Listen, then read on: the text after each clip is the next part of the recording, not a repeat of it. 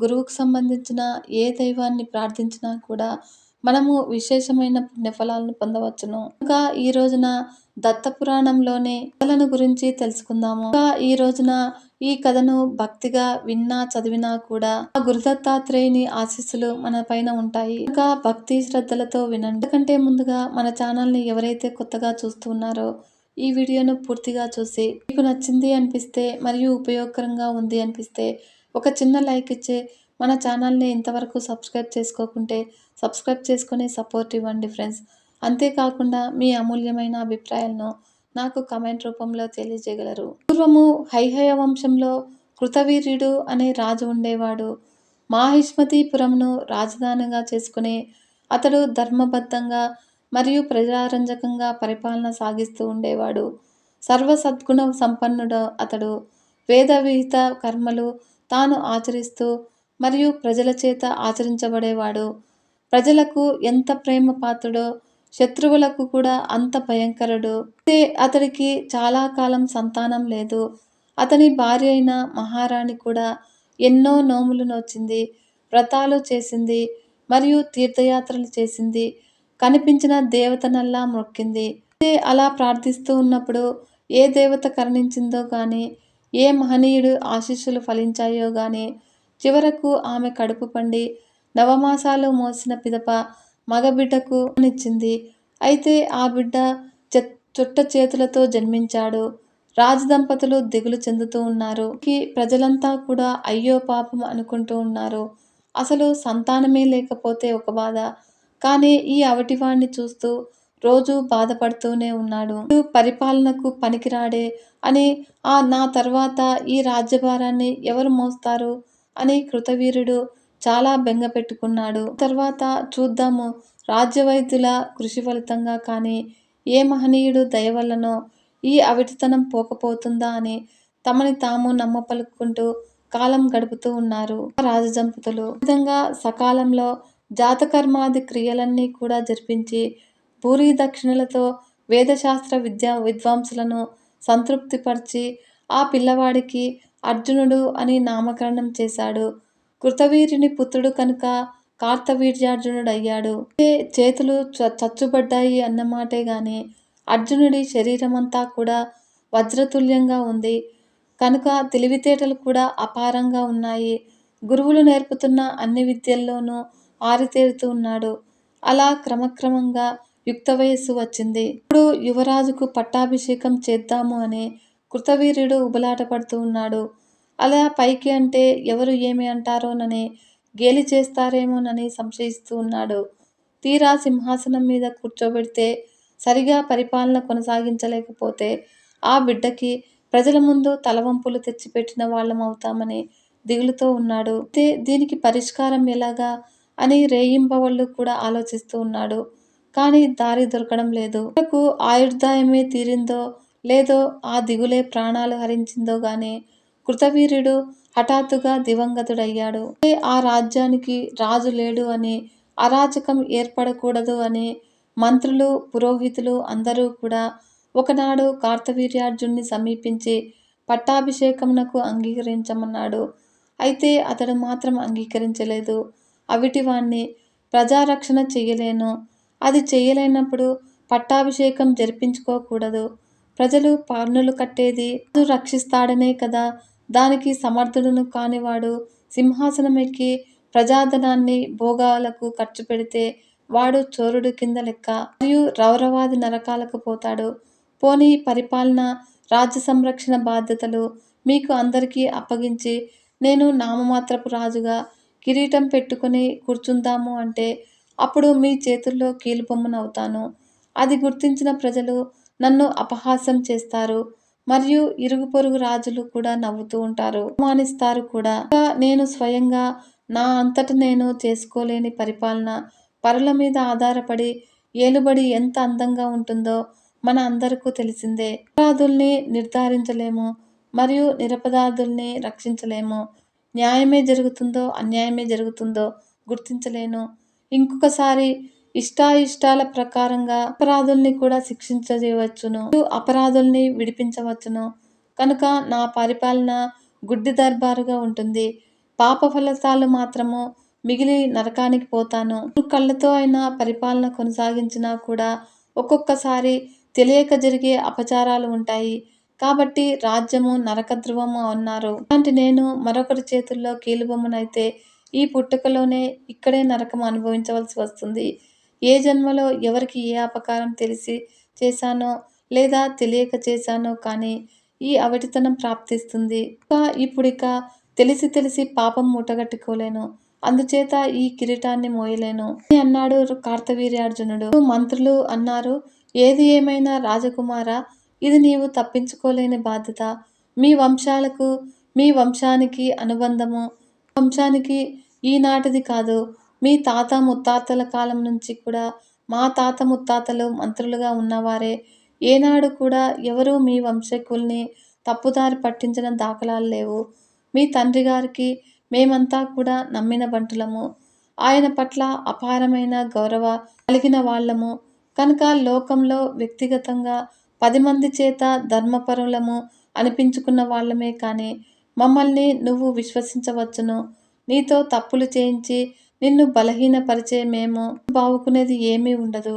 అలాంటి పనులు చేసేవారు తాత్కాలికంగా ఏవో లబ్ధులు పొందినా కూడా చివరికి హత్యలు అవమానాలకు గురి కావడము చరిత్రలు అందరూ వినవే కదా. కనుక కూర్చున్న కొమ్మను నరుక్కునేంతటి మూర్ఖులమో లేదా అహంకారులమో అజ్ఞానులమో కాము. మమ్మల్ని విశ్వసించండి ప్రభు. ధర్మభంగము కలగకుండా ప్రజానికంగా నీ పరిపాలన సాగేటట్లుగా సహకరిస్తాము. అదీగాక ఒకరి మీద ఒకరికి తెలియకుండా చారులను వినియోగించి నిఘాలు పెట్టి ఎక్కడికక్కడ కదలికలు గమనించి ఎప్పటికప్పుడు సమాచారం రాబట్టేటట్లుగా ఈ వ్యవస్థితమైన పరిపాలనా విధానము మన రాజ్యంలో ఎప్పటి నుంచో నెలకొని ఉంది. దాన్ని మరింత చైతన్యపరిచే చాతుర్యము నీకు సమృద్ధిగా ఉంది.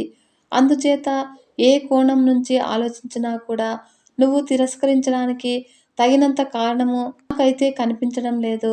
మమ్మల్ని విశ్వసించలేను చేస్తే చెప్పలేను గాని నువ్వు సందేహంగా ప్రభు నిస్సందేహంగా అంగీకరించవచ్చునని మాత్రం చెప్పగలను అన్నారు మంత్రుల వారు. కార్తవీర్యార్జునుడు, అమాత్యులారా, దయచేసి నన్ను అపార్థం చేసుకోకండి.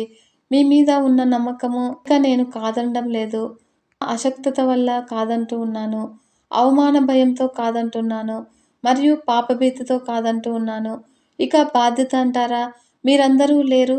సమర్థులు, అనుభవజ్ఞులు. పరిపాలనకు ఏమీ చింతగా నిరాటంకంగా సాగుతుంది. నేను వెళ్ళి తపస్సు చేస్తాను మరియు యోగ సిద్ధులు సంపాదిస్తాను.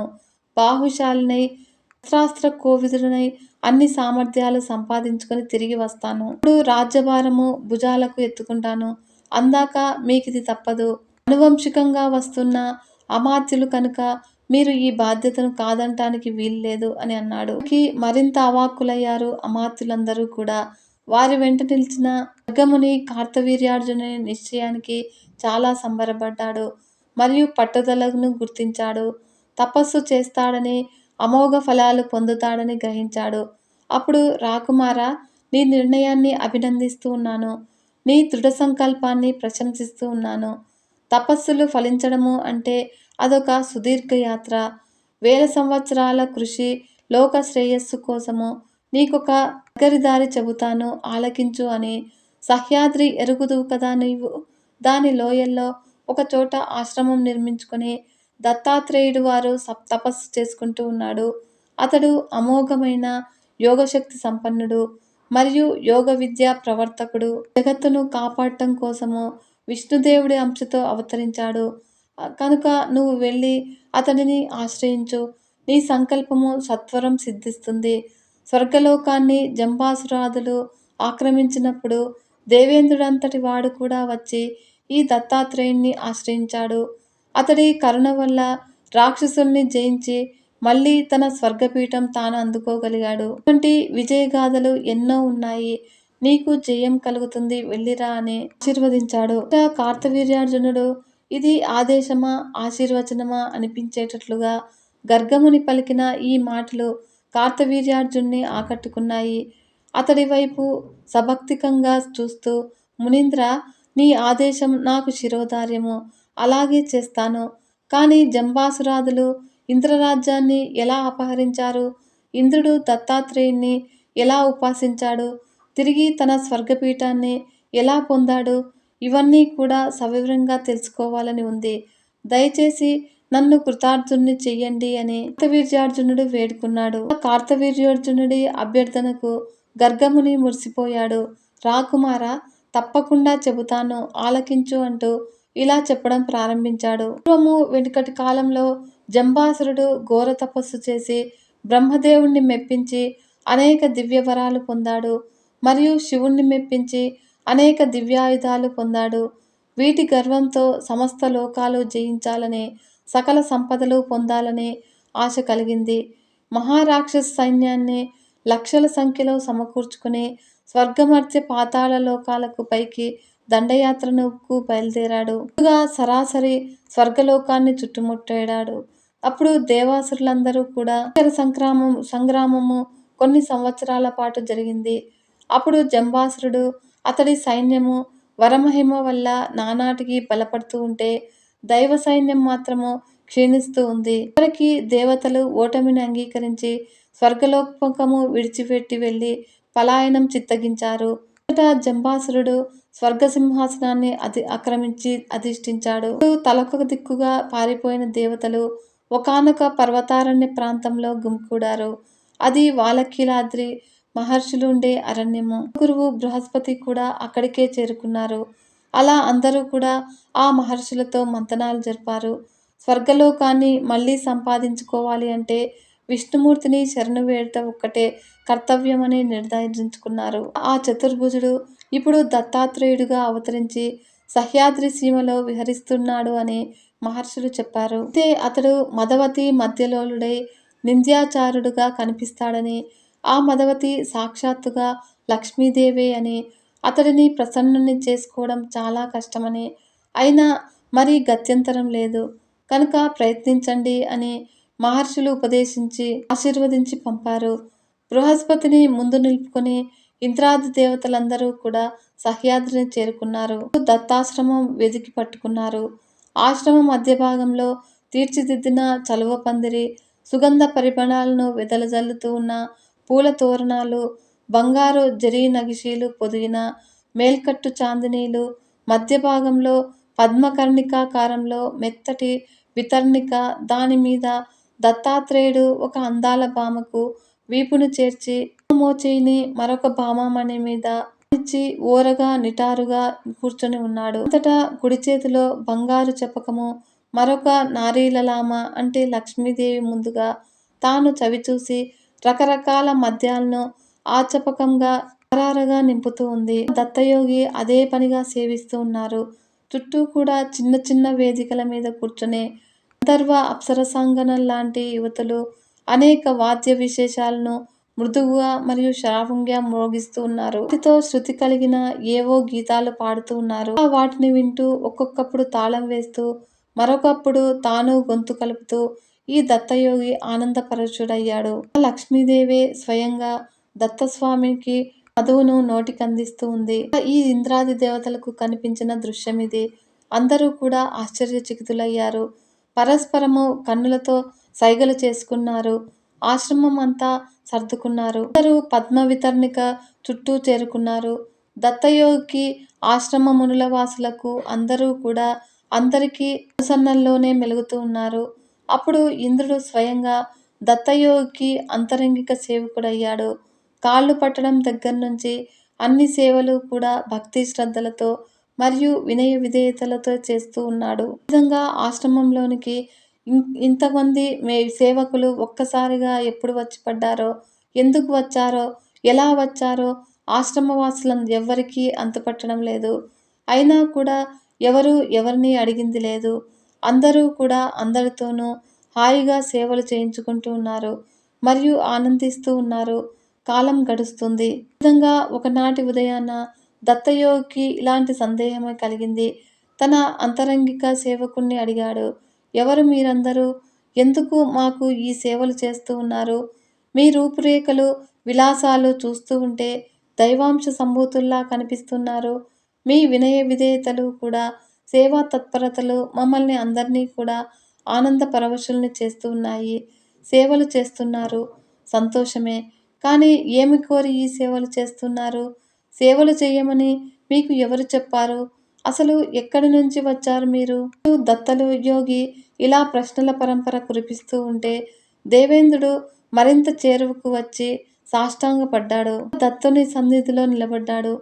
చేతులు కట్టుకుని ఊర్ధ్వకాయాన్ని వినయంగా వినమ్రంగా రవ్వంత ముందుకు వంచి పరులు యోగేంద్రుడి మీద పడతాయేమోననే అవమానంతో తన చెయ్యిని నోటికి గూడులాగా అడ్డం పెట్టుకుని బదులు పలికాడు. యోగీంద్ర, అన్నీ తెలిసే ఏమీ ఎరగనట్టు మీరిలా ప్రశ్నించడం విడ్డూరంగా ఉంది.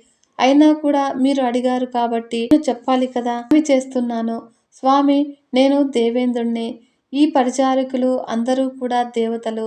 జంబాసురుడు స్వర్గలోకం మీద దండెత్తి మమ్మల్ని పారద్రోలాడు కనుక స్వర్గసీమను ఆక్రమించుకున్నాడు. దిక్కుతోచక మేమంతా కూడా నీ సన్నిధికి చేరుకున్నాము. మిమ్మల్ని సేవిస్తూ మీ అనుగ్రహం కోసం ఎదురు చూస్తూ కాలం గడుపుతున్నాము. ఈనాటికి తమకు దయ కలిగింది కనుక ఆ జంబాసురుణ్ణి ఓడించి మళ్ళీ మా రాజ్యం మాకు ఇప్పించండి ప్రభు. యజ్ఞయాగాది క్రతువులు సజావుగా సాగే అవకాశాన్ని కల్పించండి. దానికి మీరొక్కరే సమర్థులు. ఇంకా ఎవరి వల్ల ఇది సాధ్యం కాదు. అనుగ్రహించండి స్వామి అని దేవేంద్రుడు ప్రార్థించాడు. దత్తుడు, ఏమిటి నువ్వు దేవేంద్రుడువా? వీరంతా దేవతలా? ఆశ్చర్యంగా ఉందే. అష్టదిక్పాలకులు అధిపతివి. నీ సేవలు నేను పొందడమా? అపచారం అపచారము. నేనొక సాధారణ తపస్విని, అందున ఆచార భ్రష్టుణ్ణి. నీ సేవలు నేను పొందడం కానీ నీ దేవతలు సేవలు మా ఆశ్రమవాసులు పొందడం కానీ తగని పని. తెలియక జరిగిన పొరపాటు. ఈ క్షణం నుంచి మీరందరూ కూడా సేవలు విరమించండి. మీకే మేమంతా కూడా సేవలు చేస్తాము మరియు తరిస్తాము. నీ సామ్రాజ్యాన్ని జంబాసురుడు ఆక్రమించుకున్నాడు అన్నావు కదా, దాన్ని తిరిగి పొందటానికి సహకరించమంటున్నావు. తప్పకుండా మేమంతా సహకరిస్తాము. నీకు తెలుసు కదా మేమెంతటి యుద్ధ వీరులమో.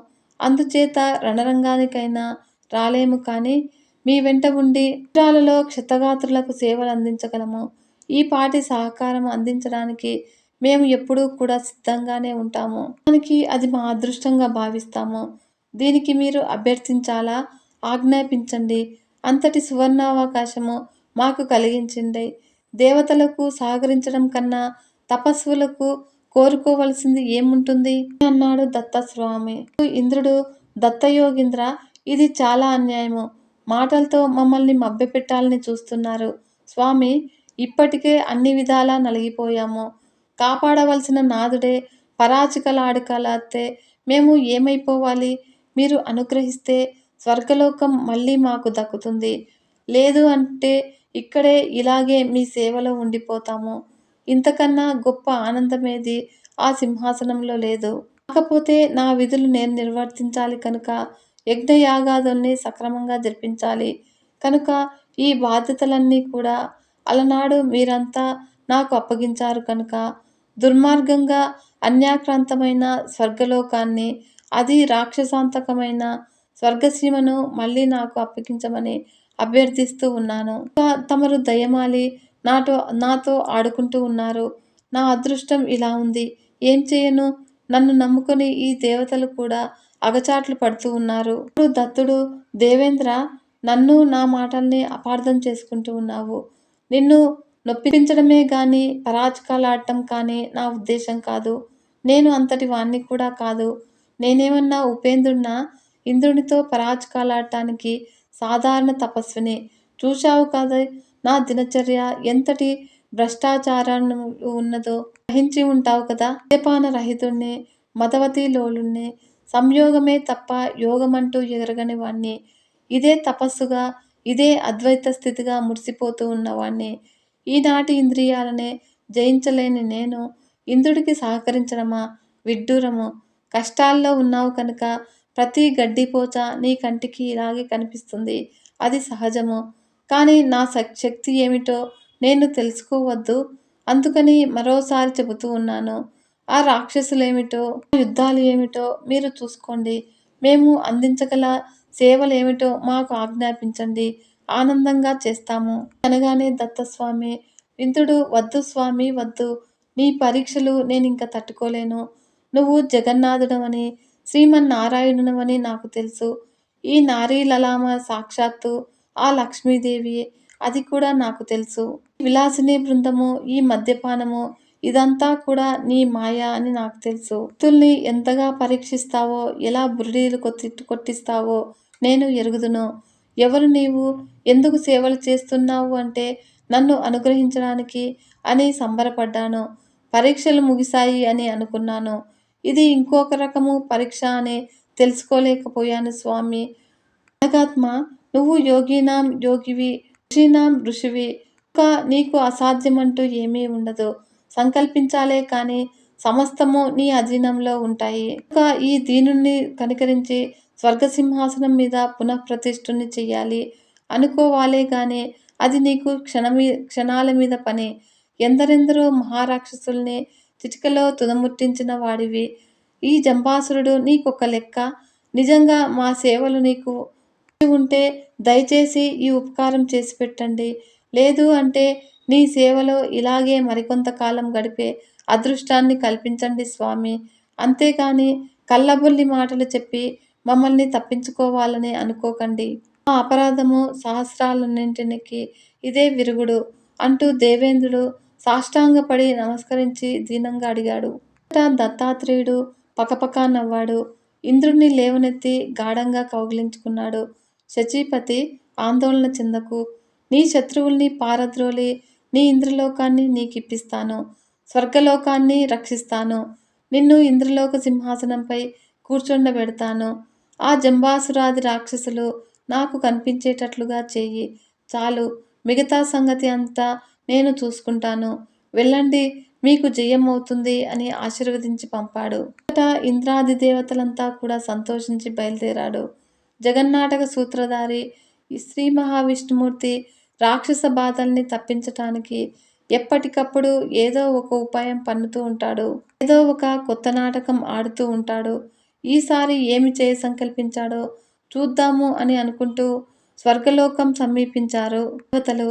మరియు నందనవనంలో, పొదరిళ్లలో, చెట్ల నీడల్లో, దివ్య భవనాల్లో దేవకన్యకలను, అప్సరసలను బలాత్కరిస్తూ క్రూరంగా హింసిస్తూ ఉన్న రాక్షసుల్ని చూశారు. అన్ని వైపుల నుండి కూడా ఒక్కసారి చుట్టుముట్టి హై హై హే హే అంటూ దేవతలు రాక్షసుల మీద విరుచుకుపడ్డారు.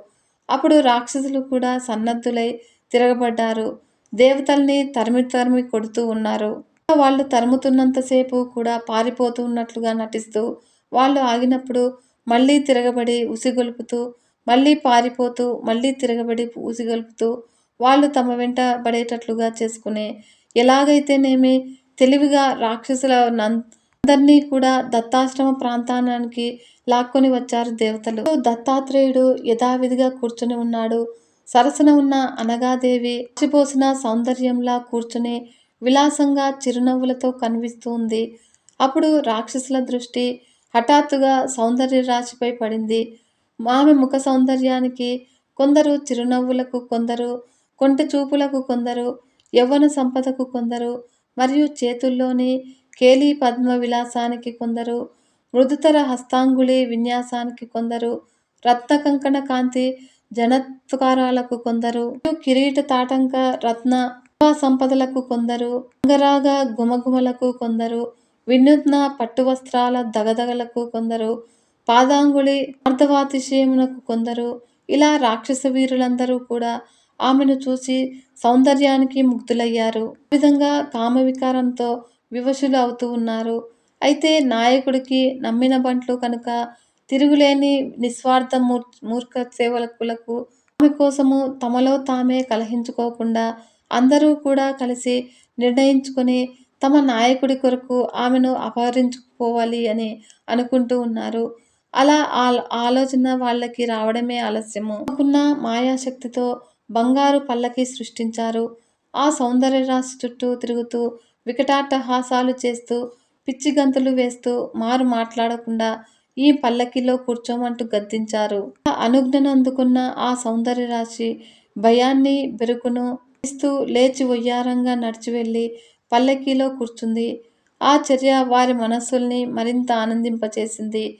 మరియు బంగారు పల్లకీలో ఉన్న బంగారు రాశిని భుజాల మీద మోసుకొని వెళ్ళడం కన్నా నెత్తి మీద పెట్టుకొని తీసుకువెళ్తే మరింత శోభగా ఉంటుంది అని ఆమెను తమ నాయకుడు మరింత ఆనందిస్తాడని తలచి రాక్షసులు బంగారు పల్లకీని నెత్తి మీద పెట్టుకుని ఉన్నారు. విధంగా ఓహోం ఓహోం అంటూ పరుగులాంటి నడక అందుకున్నారు.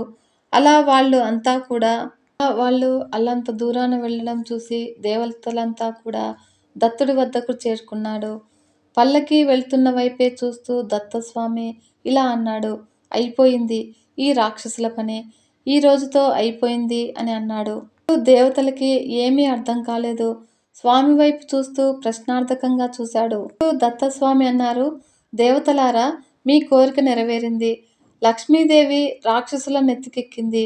అంటే ఇంక వాళ్ళ సర్వనాశనము జరిగిపోతుంది అన్నమాట.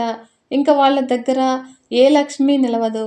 శరీరంలో 7 స్థానాలు దాటి ఎవరైతే లక్ష్మీదేవిని నెత్తిపైకి ఎక్కించుకుంటారో వాడు మరుక్షణంలోనే దరిద్రుడైపోతాడు. లక్ష్మీదేవి పురుషుడికి పాదస్థానంలో ఉంటే పెద్ద పెద్ద భవనాల్లో నివసించేటట్లుగా చేస్తుంది. మరియు కటిస్థానంలో ఉంటే మణిమాణిక్యాలు మరియు అతి విలువైన వస్త్రములను కలిగిస్తుంది. లక్ష్మీదేవి గుహ్య భాగంలో ఉంటే భార్య సౌఖ్యం కలిగిస్తుంది. సందిటిలో ఉంటే సంతాన సంపద కలిగిస్తుంది. లక్ష్మీదేవి హృదయ స్థానంలో ఉంటే అభీష్టాలు సిద్ధింపచేస్తుంది. మరియు కంఠ ప్రదేశంలో ఉంటే విలువైన రత్నాలు హారాలు ధరింపజేసేటట్లుగా చేస్తుంది. మరియు లక్ష్మీదేవి ముఖస్థానంలో ఉంటే భోజన సౌఖ్యము, మాటకారితనము, అమోఘమైన వర్చస్సులు ప్రసాదిస్తుంది. ఈ 7 స్థానాలు దాటి లక్ష్మీదేవి శిరస్సుకు ఎక్కింది అంటే ఇక అతడి నాశనం జరుగుతుంది అన్నమాట. అతన్ని విడిచిపెట్టి వెంటనే అక్కడి నుంచి వెళ్ళిపోతుంది. వెంటనే వేరొకరిని ఆశ్రయిస్తుంది. ఇది లక్ష్మీదేవి యొక్క నియమము. మీరే చూశారు కదా, వీళ్ళు లక్ష్మీదేవిని నెత్తి మీద ఎక్కించుకొని వెళ్తూ ఉన్నారు. ఇంకా కొద్ది క్షణాల్లోనే వాళ్లను విడిచి వస్తుంది. ఇంకా సామ్రాజ్యలక్ష్మి, విజయలక్ష్మి మిమ్మల్ని వరించడము తథ్యము. ఇదే తగిన సమయము. త్వరపడండి. మీరు మీ శస్త్రాస్త్రాలతో రాక్షసుల మీద విరుచుకుపడండి. ఇప్పటికే వారు నిర్వీర్యులై ఉన్నారు. ఇప్పుడు మీరు వారికిని జయించడము చాలా తేలిక. బయలుదేరండి అని అన్నాడు దత్తస్వామి. దేవతలంతా కూడా తమ తమ ఆయుధములు ధరించి రాక్షసుల మీదకి వెంటబడ్డాడు. దొరికిన వాడిని దొరికినట్లుగా చావబాదారు. అదేమిటో రాక్షసుల వీరులు నుంచి ఏ కొద్దిపాటి ప్రతిఘటన ఎదురు కాలేదు. అందరూ కూడా నీరసంగా వేలాడుతూ ఉన్నారు. జీవోత్సవాల్లాగా దేవతల చేతికి చిక్కుతూ ఉన్నారు. అంతటా దేవతలందరూ కూడా ఆనందంతో అరటి చెట్లను తెగ నరికినట్లుగా నరికివేస్తూ ఉన్నారు. వరకు జంబాసురుడు కూడా ఇంద్రుడి వజ్రాయుధం వేటుకు నేల కొరిగిపోయాడు. లక్ష్మీదేవి బంగారు పల్లకి నుండి ఎగిరి వచ్చి దత్తాత్రేయ స్వామి చెంతకు చేరింది. దేవేంద్రుడు తన సింహాసనాన్ని అధిష్ఠించాడు. ఇంద్రుడు వెంటనే దత్తాశ్రమమునకు వచ్చి దత్తుని ముంగిట నిలిచి సాష్టాంగ నమస్కారములు ఆచరించి స్తుతించాడు. దత్తాత్రేయుడు సంతోషించి ఆశీస్సులిచ్చి పంపాడు. కాబట్టి రాకుమారా, నువ్వు కూడా దత్తయోగీంద్రుణ్ణి సేవించి అభీష్ట సిద్ధిని పొందు అని గర్గముని కార్తవీర్యార్జునికి చెప్పాడు. కార్తవీర్యార్జునుడు వెంటనే గురువైన గర్గముని వద్ద సుముహూర్తం నిర్ణయించుకొని తమ మంత్రి పురోహితాదులై పెద్దలైన వారి వద్ద శుభాశీస్సులు అందుకుని రాజ్య బాధ్యతలను వారికి అప్పగించి సహ్యాద్రి పర్వత ప్రాంతానికి బయలుదేరాడు. విధంగా దత్తాశ్రమాన్ని చేరుకున్నాడు.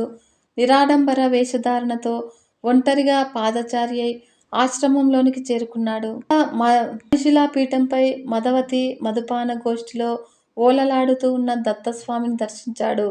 గోత్రనామాదులు చెప్పుకొని సాష్టాంగ నమస్కారాలు చేశాడు కార్తవీర్యార్జునుడు.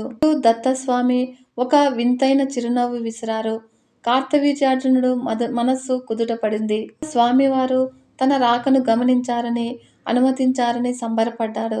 జన్మ ధన్యమైందని మురిసిపోయాడు. అలజడి తగ్గి సంశయాలు తొలగి మనస్సులో క్రమక్రమంగా ధైర్యం బయలుదేరింది. దత్తస్వామికి మరింత చేరువయ్యాడు. అప్పుడు దత్తస్వామి పాదాలు తన చొట్ట చేతులతో తుతూ నేలపై చతికిలపడి కూర్చున్నాడు. కాసేపటికి దత్తయోగి చేతిలోని మధుపాత్ర ఖాళీ అవటంతో తానే లేచి వెళ్ళి మధువును దింపి తెచ్చుకున్నాడు. బంగారు పళ్ళాలలో ఉన్న మధురమైన ఫలాలను పదార్థాలను అందుకొని స్వామివారికి అందిస్తూ ఉన్నాడు.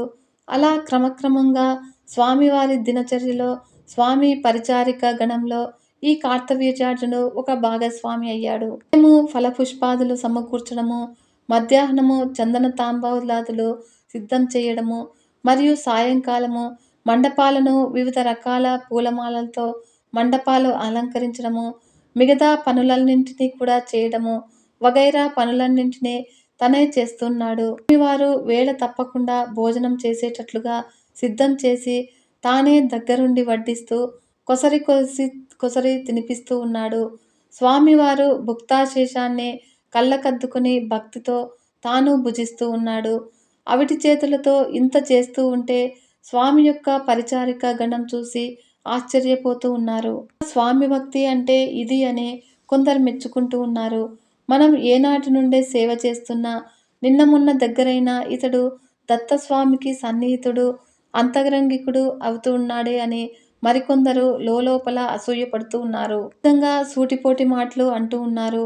అయినా కూడా కార్తవీర్యార్జునుడు మాత్రము ఇవేవీ పట్టించుకోకుండా నిజమైన భక్తితో రేయింబవళ్ళు స్వామివారిని కంటికి రెప్పలా చూసుకుంటూ సేవ చేస్తూ ఉన్నాడు. విధంగా నెలలు సంవత్సరాలు గడిచిపోతూ ఉన్నాయి. విధంగా ఒక రోజున దత్తస్వామి కూర్చున్న మనిషిల పైన ఉన్న మెత్తటి పరుపులను అతడు సర్దుతూ ఉన్నాడు. దత్తస్వామి పృష్ఠభాగము బాధ కలగకుండా ఉండేందుకు వీలుగా, సుఖంగా కూర్చునేందుకు వీలుగా, సౌకర్యంగా ఉండేందుకు పడకను సర్దుతూ ఉన్నాడు. ఆ సమయంలో దత్తస్వామి పృష్ఠభాగం నుండి ఆపాన వాయువు వెలువడింది. ఆ వాయువు నుండి పుట్టిన వేడికి కార్తవీర్యార్జునుడి లొట్ట చేతులు మాడిపోయాయి. ఓర్చుకోలేనంత బాధ కలిగింది. నొప్పి మంట కలగటంతో గట్టిగా మూలిగాడు కార్తవీర్యార్జునుడు. బాధతో మెలికలు తిరుగుతూ కూర్చుండిపోయాడు. దత్తస్వామి కంగారుగా అయ్యయ్యో, ఎంత ప్రమాదం జరిగింది! కొండ నాలుకకు మందు వేస్తే ఉన్న నాలుక ఊడిపోయినట్లయింది. ఎవరో ఏదో చెబితే నన్ను సేవిస్తూ ఉన్నావు. లొట్ట చేతులు బాగుపడతాయి అని అనుకున్నావు. చూసావా ఏమైందో? ఉన్న చేతులు కూడా ఊడిపోయాయి. ఇకనైనా కళ్ళు తెరువు. నువ్వు ఆశించినట్లు లేదా నీకు చెప్పిన వారు అన్నట్లుగా నేనేమీ మహాదివ్య శక్తులు కలిగిన వాణ్ణి కాదు. సాధారణ తపస్విని. నిజానికి అది కూడా కాదు. నువ్వే చూస్తున్నావుగా నా దినచర్య. స్త్రీలోలుణ్ణి, ఎవరికీ అందని వాణ్ణి. నన్ను నమ్మి ఎన్ని సంవత్సరాలు వృధా చేసుకున్నావో చూడు. కుమారుడవని నీవు భోగభాగ్యములకు దూరమై ఇన్ని అవస్థలు పడుతున్నావు. వెర్రివాడా, తాగుబోతుల్ని, తిరుగుబోతుల్ని సేవిస్తే లొట్ట చేతులు బాగుపడతాయా? అయిందేదో అయిపోయింది. ఇకనైనా వెళ్ళు. ఎవరైనా శక్తిమంతుల్ని ఆశ్రయించు అని అన్నారు దత్తస్వామి. కార్తవీర్యార్జునుడికి గర్గముని చెప్పిన మాటలు గుర్తొచ్చాయి. ఇప్పుడు ఇంద్రాది దేవతల్ని పరీక్షించిన కథ గుర్తుకొచ్చింది. ఇప్పుడు ఇది తనకు కఠిన పరీక్ష. అంటే స్వామివారు అనుగ్రహించబోతున్నాడన్నమాట. లో నెగ్గితే తన కోరిక నెరవేరుతుంది. ఈ ఆలోచనలతో ధైర్యం వచ్చింది. దత్తస్వామితో ఇలా అన్నాడు. దత్తయోగీంద్ర, నువ్వు సాక్షాత్తు ఆ శ్రీమన్నారాయణుడవని నా విశ్వాసము. ఈ తల్లి కల్పవల్లి మహాలక్ష్మి. ఇక్కడ మీకు సేవ చేస్తూ ఉన్న పరిచారికా గణం అంతా గంధర్వులు. వీరితో సహవాసము, నీ సేవా భాగ్యము నాకు బహుజన్మ తపఫలము. ఏ రాజభోగాలు దీనికి సాటి రావు. స్వామి, నీ కఠిన పరీక్షల గురించి విన్నాను. నీ మాయలు కళ్ళారా చూశాను. ఇంద్రాది దేవతలకే అర్థం కాదు నీ మాయలు. వాటిని అర్థం చేసుకోవడము, నువ్వు పెట్టే పరీక్షల్లో నెగ్గడము నా బోటి సామాన్య మానవుడికి ఏ పనేనా? స్వామి, నువ్వు కరుణామూర్తివని వేదాలు శాస్త్రాలు పొగుడుతూ ఉన్నాయి. అలాంటి నీవు ఒక సామాన్య మానవుణ్ణి ఇంతగా కఠిన పరీక్షలకు గురి చేయడం భావ్యమా? నువ్వు వంచిస్తే నాకు దిక్కు ఎవరు? రక్షకుడు ఎవరు? పోనీలే, పరీక్షించు. నీకు సంతృప్తి కలిగేదాకా పరీక్షించు. 2 చేతులే కాడు, 2 కాళ్ళు పోయినా పర్వాలేదు. చివరకు ప్రాణాలు పోయినా ఇబ్బంది లేదు. నీ సేవను వదలను, మరియు నీ సన్నిధిని విడిచిపెట్టను. పిల్లలకి పొమ్మని మాత్రం ఆజ్ఞాపించకండి. అదే 10,000 అంటూ కార్తవీర్యార్జునుడు ఆపుకోలోని దుఃఖంతో సాష్టాంగపడ్డాడు. మరియు కన్నీళ్లతో కాళ్ళు కడిగాడు. ఇప్పుడు దత్తాత్రేయుడు చిరునవ్వులు చిందిస్తూ మురిసిపోయాడు. ఇప్పుడు కార్తవీర్య, నీ భక్తికి సంతోషించాను. నీ జ్ఞానానికి ఆనందించాను. నీ సేవలకు సంతృప్తి చెందాను. లే లేచి వరం కోరుకో. నీకు కావలసింది ప్రసాదిస్తాను. లక్ష్మీ సమేతుడిగా నన్ను సేవించిన వారికి, మిష్టాన్న మద్యమాంసాదులు నాకు నివేదనలు చేసిన వారికి, వీణ వేణు శంఖానాదులు మ్రోగిస్తూ సంగీత సాహిత్య నృత్యాలతో నన్ను ఆరాధించిన వారికి, వేదశాస్త్ర పండితులను సత్కరించే వారికి నేను కోరికలన్నీ తీరుస్తాను. పుత్ర పౌత్రాభివృద్ధిని, ధనధాన్య భోగ్యభాగ్యాల్ని, సమృద్ధిని, ఆయురారోగ్యములను తనివితీరా ప్రసాదిస్తాను. నన్ను శంకించే వారిని, అవమానించే వారిని నిర్దాక్షిణ్యంగా అణిచిపారివేస్తాను. కార్తవీర్యార్జున, ఇది నా దీక్ష. నీ మీద నాకు అనుగ్రహం కలిగింది. నీకు ఏమైనా కావాలో నిస్సంశయంగా కోరుకో, వెంటనే తీరుస్తాను అని అన్నాడు దత్తస్వామి. కార్తవీర్యార్జునుడు మనస్సులో, కళ్ళలో ఆనందం వెల్లివిరిసింది.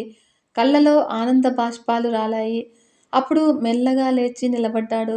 స్వామి వైపు సవినయంగా చూస్తూ శిరస్సు వంచి మెల్లగా చిన్న స్వరంతో ఇలా అన్నాడు. దత్తదేవా, నా జన్మ ధన్యమైంది. నీ అనుగ్రహానికి నేను పాత్రుని అయ్యాను.